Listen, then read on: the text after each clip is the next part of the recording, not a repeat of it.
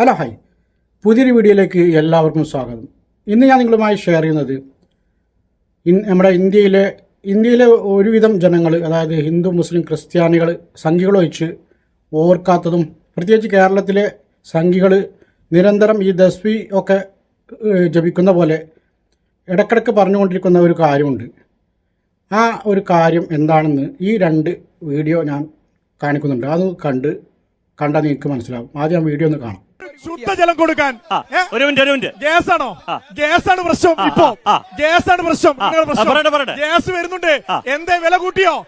നിങ്ങൾ ജയ് വിളിക്കുന്ന പാകിസ്ഥാനില്ലേ? നിങ്ങൾ ജയ്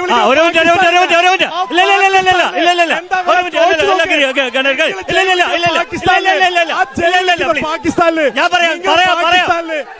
ഒരു മിനിറ്റ് ഇത്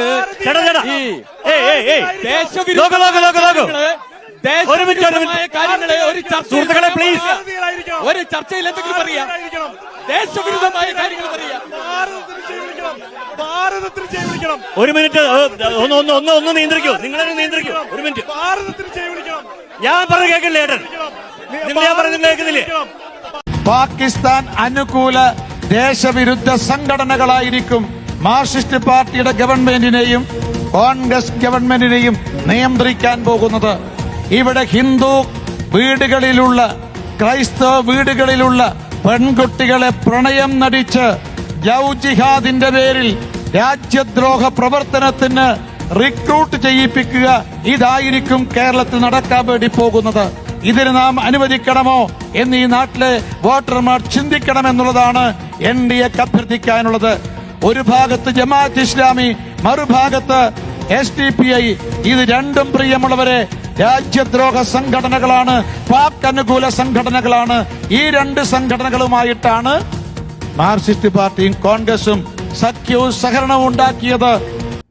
അപ്പോൾ പറഞ്ഞു വരുന്നത്, സാധാരണ ഒരു ഇന്ത്യക്കാരൻ, പ്രത്യേകിച്ച് ഒരു മലയാളി, അവൻ്റെ ജീവിതത്തിൽ അവന് കുടുംബം, വീട്, അതുപോലെ വിദ്യാഭ്യാസം, ഇതൊക്കെ ആയിട്ട് ചിന്തിച്ച് നടക്കുന്ന സമയത്ത് ഈ സംഖ്യകൾ ഈ എന്താ പറയുക, നാട്ടിൽ വല്ല ഗവൺമെൻറ് ജോലിയോ അല്ലെങ്കിൽ അതുപോലത്തെ കാര്യങ്ങളൊക്കെ ചെയ്ത് അതിൽ നിന്ന് വിരമിച്ച് അതേപോലെ നാട്ടിൽ നടക്കുന്ന ഈ സംഖ്യകൾ, ഇവർക്ക് ആകെ ഉള്ളൊരു ചിന്തയാണ് ഈ പാകിസ്ഥാൻ എന്നുള്ളത്. ഒരിക്കലും ഒരു ഇന്ത്യക്കാരൻ, നല്ലൊരു ഇന്ത്യക്കാരൻ, അല്ലെങ്കിൽ ഒരു ഇന്ത്യക്കാരനായ മുസ്ലിം ആയിക്കോട്ടെ, ഹിന്ദു ആയിട്ട് ക്രിസ്ത്യാനികളായിട്ട് ഒരിക്കലും ചിന്തിക്കാത്തൊരു കാര്യമാണ് പാകിസ്ഥാൻ എന്നുള്ളൊരു കാര്യം. അവർക്ക് ചിന്തിക്കാൻ പല കാര്യങ്ങളും, വേറെ കുറേ കാര്യങ്ങളുണ്ട്. ഇവർ നിരന്തരം ചിന്തിച്ചു കൊണ്ടിരിക്കുന്ന ഒരു കാര്യമാണ് പാകിസ്ഥാൻ. ഇവരുടെ ചിന്ത പാകിസ്ഥാനെ കുറിച്ചാണ്. ഇന്ത്യയിൽ നടക്കുന്ന ഒരു കാര്യത്തെക്കുറിച്ചും ഇവർക്ക് അറിയണ്ട. ഇവർ നേരെ പാകിസ്ഥാനിലേക്കാണ് ഇവരുടെ ചിന്താഗതി. പാകിസ്ഥാനിൽ നിന്ന് നടക്കുന്നു, പാകിസ്ഥാൻ. ഇന്ത്യയിലെ ഹിന്ദുക്കളെയും മുസ്ലിങ്ങളെയും ക്രിസ്ത്യാനികളും ഒരിക്കലും ചിന്തിക്കാത്തൊരു കാര്യമാണ് ഈ പാകിസ്ഥാൻ എന്നുള്ളത്. പാകിസ്ഥാൻ്റെ വഴിക്ക് പോകാൻ.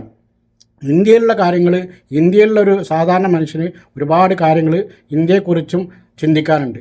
അപ്പോൾ ഈ സംഖ്യകൾ നിരന്തരം പറയുന്ന ഒരു കാര്യമാണ് ഈ പാകിസ്ഥാൻ എന്നുള്ളത്. അപ്പോൾ ഈ സംഖ്യകൾ ഇത് പറഞ്ഞുകൊണ്ടേയിരിക്കും. അപ്പോൾ ഈ വിഷയത്തിൽ നിങ്ങളുടെ അഭിപ്രായം കമൻറ്റായി രേഖപ്പെടുത്തുക. എൻ്റെ ചാനൽ ആദ്യമായിട്ടാണ് കാണുന്ന ചാനൽ സബ്സ്ക്രൈബ് ചെയ്ത് വെക്കുക, ഷെയർ ചെയ്യുക. പുതിയൊരു വീഡിയോയുമായി വീണ്ടും കാണാം. ബായ്.